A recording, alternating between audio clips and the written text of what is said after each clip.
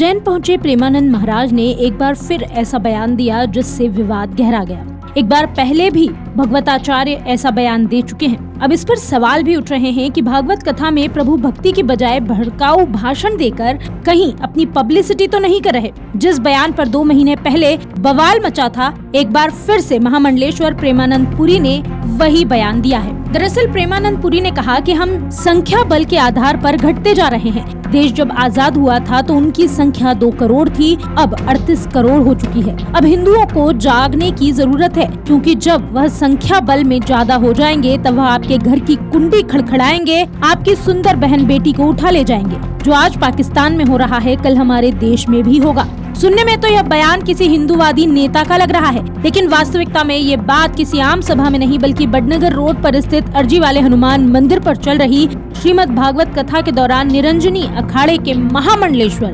प्रेमानंद पुरी महाराज ने भक्तों को भागवत कथा का अमृत पान कराते समय कही थी। महामंडलेश्वर प्रेमानंद पुरी महाराज ने श्रीमद् भागवत कथा के दौरान हिंदू समाज को जागरूक करने के लिए इस प्रकार के बयान तो दिए, लेकिन उन्होंने कथा सुन रही महिलाओं को 4-4 बच्चे पैदा करने की नसीहत दे डाली। महामंडलेश्वर प्रेमानंद महाराज का कहना था कि लोकतंत्र में उसी का राज है जिनके हाथों में वोट है। हिंदुओं की जनसंख्या लगातार कम होती जा रही है और यदि ऐसा ही चलता रहा तो भारत कहीं कई हिस्से में पाकिस्तान भी बन सकता है। भारत तब तक सुरक्षित है जब तक राष्ट्र सुरक्षित है। यह पहला ऐसा मामला नहीं है जब प्रेमानंद पुरी महाराज ने इस तरह की बात भागवत कथा के दौरान कही हो। इसके पहले भी 25 जुलाई 2024 को भागवत कथा के दौरान पुरी महाराज ने महिलाओं को सीख देते हुए कहा था कि हमारी माताएं फिगर मेंटेन करने की बजाय 4-4 बच्चे पैदा करें। अगर आपका 2 बच्चे पैदा करने का टारगेट है तो आप 3 बच्चे पैदा करो, 1 बच्चा हमें दे दो, हम उसे बड़ा करेंगे।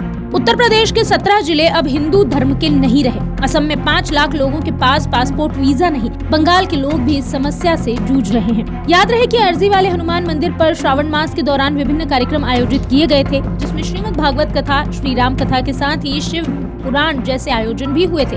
लेकिन कथा के दौरान इस समय उनके बयानों पर बवाल मचा था, जब उन्होंने महिलाओं को फिगर मेंटेन करने और 4-4 बच्चे पैदा करने की नसीहत दी थी। अगर आप ये वीडियो YouTube पर देख रहे हैं तो हमारे चैनल को सब्सक्राइब करें और बेल आइकन को दबाना ना भूलें। अगर आप Facebook पर ये वीडियो देख रहे हैं तो हमारे पेज को लाइक करें।